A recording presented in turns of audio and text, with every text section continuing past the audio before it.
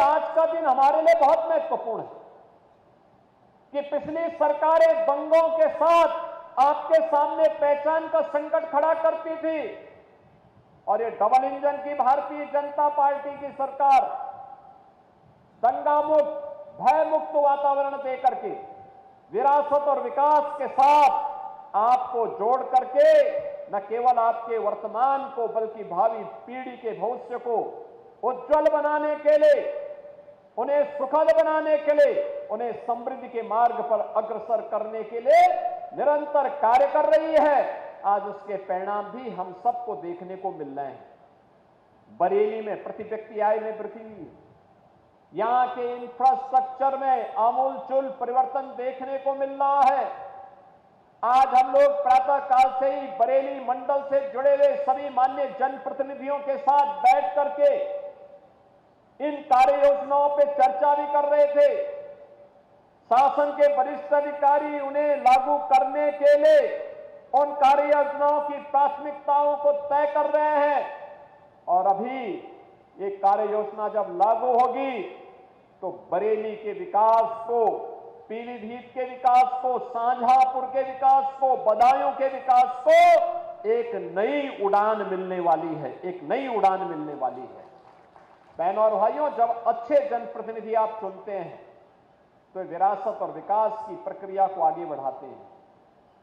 वहां पर आम जन की संतुष्टि ही उनका आधार बनती है, जिसके बारे में आदरणीय प्रधानमंत्री जी ने कहा, सबका साथ और सबका विकास। उनका जो ये मंत्र है, ये संतुष्टिकरण का वही मंत्र है जिसमें योजनाओं में किसी के प्रति कोई भेदभाव नहीं, विकास सबका लेकिन तुष्टिकरण किसी का नहीं। हम विकास की योजनाओं का लाभ बिना भेदभाव के, बिना जाति, मत, मजहब, क्षेत्र, भाषा देखे हर एक नागरिक को देंगे। लेकिन अगर कोई मानता हो कि कुछ विशेष रूप से उनके लिए पिछली सरकारों की तर्ज पर पिक एंड चूज के आधार पर योजनाएं बनेंगी, अब वह नहीं हो सकता है। ये नया भारत है। नया भारत योजनाओं में भेदभाव नहीं करता है। नया भारत उत्तर से दक्षिण तक, पूरब से पश्चिम तक पूरे भारत को जोड़ने में विश्वास रखता है। समाज के समग्र विकास को आगे बढ़ाता है।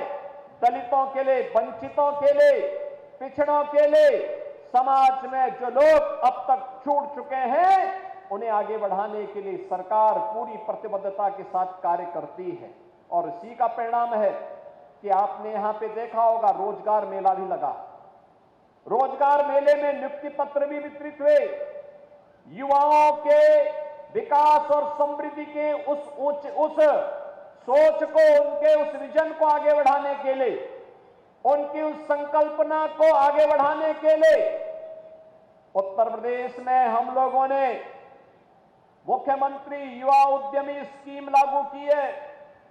मुख्यमंत्री युवा उद्यमी स्कीम में कोई युवा अगर अपना व्यवसाय करना चाहता है, उसका चयन करना, उसका प्रशिक्षण करना, प्रशिक्षण के बाद बैंक से उसे 5 लाख रुपए का गारंटी मुक्त, ब्याज मुक्त ऋण उपलब्ध करवाना और व्यवसाय प्रारंभ करने के लिए व्यक्ति जब का शुरुआत करता है तो 10% तक मार्जिन मनी भी सरकार उसे उपलब्ध करवा रही है।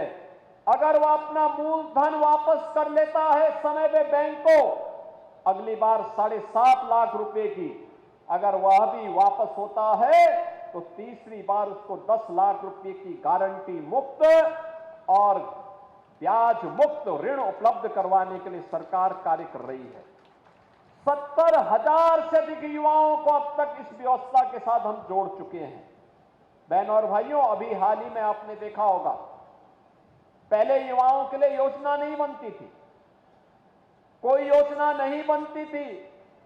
2017 के पहले युवाओं के सामने पहचान का संकट था। आज पहचान के संकट से हमारे युवाओं को नहीं गुजरना पड़ रहा है। 2017 के पहले अगर कोई सरकारी नौकरी आती थी, उस सरकारी नौकरी पर डकैती डाली जाती थी। उस सरकारी नौकरी भी कैसे बंदरबाट उसमें होता था। कहीं चाचा वसूली के लिए निकलते थे, कहीं बबुआ वसूली के लिए निकल रहे हैं, कहीं पर कोई भतीजा निकल रहा है, कहीं कोई भाई निकल रहा है। और उन रिश्तों को देख करके आप भी उस समय हर व्यक्ति असमंजस में रहता था कि महाभारत में तो ये रिश्ते देखे थे, लेकिन एक नौजवान की नौकरी पर भी ये रिश्ते कैसे हावी होकर के लूट मचाए हुए हैं, ये दृश्य आपने देखा होगा। लेकिन इस बार पिछले 8 वर्ष में 8.5 लाख नौजवानों को हम लोगों ने सरकारी नौकरी दी। अभी हाल ही में 60,244 पुलिस की भर्ती संपन्न हुई, 12,000 से अधिक बेटियां इसमें भर्ती हुई और वे सभी ट्रेनिंग ले रहे हैं।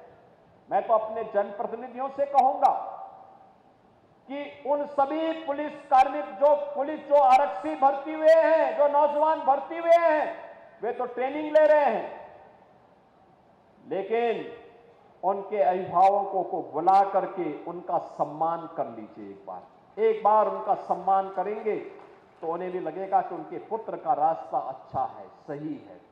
याद करना, यही तो पुलिस है।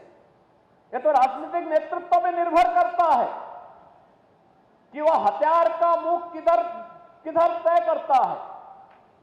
याद करिए, यही प्रदेश है 17 के पहले समाजवादी पार्टी की सरकार के समय हर जनपद में 1, 2, 4 माफिया इनके तैयार किए गए थे। वे माफिया थानों में, तहसीलों में जिले के संसाधनों पर कब्जा करके, गरीबों की जमीनों पर कब्जा करके, एक व्यापारी को तबाह करके पूरे जनपद में हाहाकार मचाता था। दंगाई, खुलेआम गुंडागिर्दी करते थे, आगजनी करते थे, बहन बेटी और व्यापारियों की सुरक्षा के साथ खिलवाड़ करते थे। लेकिन 2017 के बाद यही पुलिस आज उन सब दंगाइयों के लिए, उन माफियाओं के लिए जब काल बनकर के टूट पड़ी है, तो आज आप देखते होंगे कि दंगाई और माफिया गायब हो गए हैं। अब 1 डिस्ट्रिक्ट 1 माफिया नहीं, बल्कि उत्तर प्रदेश की पहचान अब हो रही है 1 डिस्ट्रिक्ट 1 मेडिकल कॉलेज से, 1 डिस्ट्रिक्ट 1 प्रोडक्ट से। आज उत्तर प्रदेश अपनी पहचान को आगे बढ़ा रहा है। बहनों और भाइयों, ये नए उत्तर प्रदेश की नई पहचान है, जहां पर सुरक्षा भी है, समृद्धि भी है, गरीब कल्याणकारी योजनाओं का लाभ बिना भेदभाव के हर गांव, हर गरीब, हर किसान, हर नौजवान और हर नागरिक को प्राप्त हो रहा है। तो साथ ही साथ प्रदेश में इंफ्रास्ट्रक्चर डेवलपमेंट के भी नए नए मॉडल, कहीं मेट्रो, कहीं हाईवे, कहीं एक्सप्रेस हाईवे, कहीं एयरपोर्ट, ये सभी प्रभावी ढंग से आगे बढ़ाने के काम हो रहे हैं।